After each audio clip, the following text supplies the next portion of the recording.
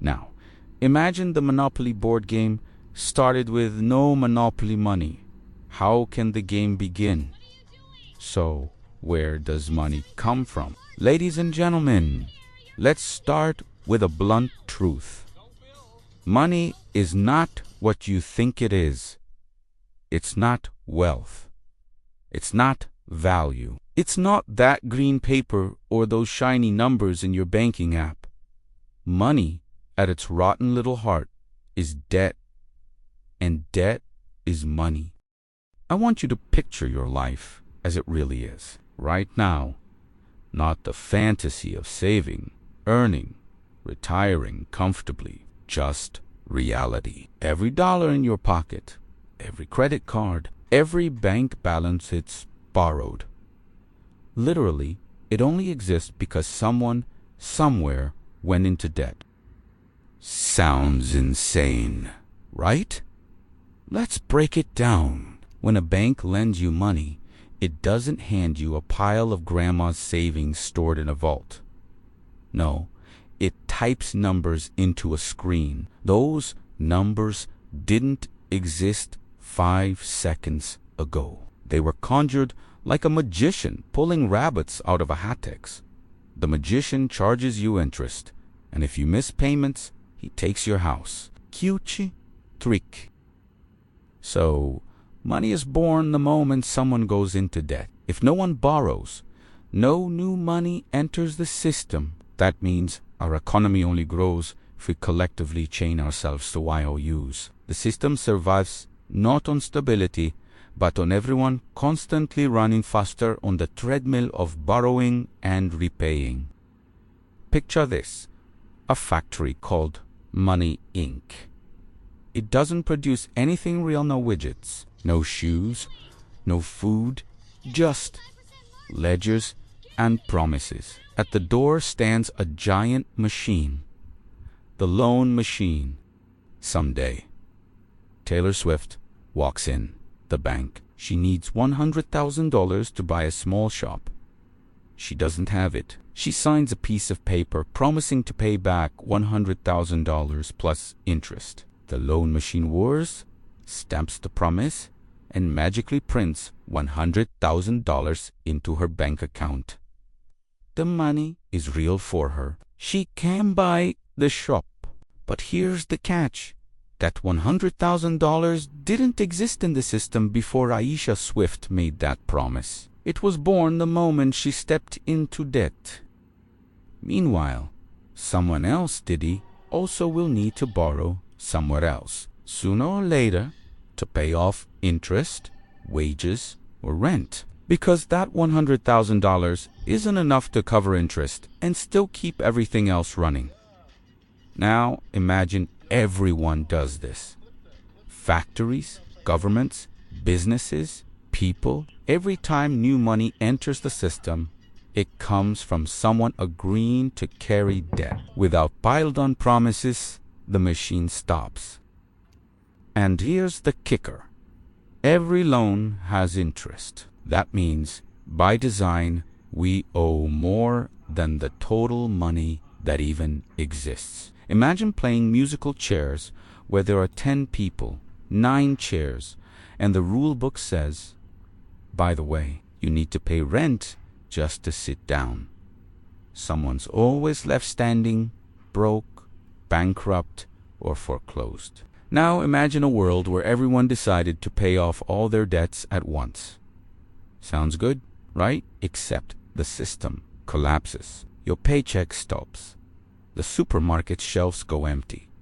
Government services vanish. Because the money that exists is literally just debt. Without debt, the economy has no blood, no oxygen, no life. This isn't an accident. It's the operating system of modern finance. Debt is the oxygen. The system breathes your mortgage. Debt. Government spending. Debt. Corporate expansion. Debt. Even your student loan, the one you'll drag like a corpse for decades. That's literally the source of dollars sloshing around in the economy. If we all somehow paid off our debts tomorrow, The money supply would collapse like a sandcastle in the tide. Same goes if everyone decided to withdraw all saving deposits at once in the same day. We call it a bank run. The credit system would collapse like 9/11. Think about that. The only way for money to exist is for people, companies, and governments to be in debt. We're all locked in a bizarre pact.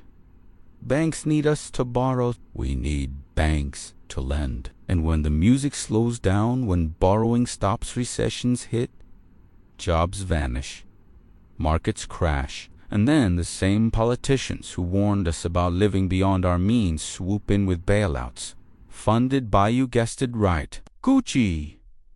More debt. So when you hear that money is dead and dead is money, no, it's not abstract.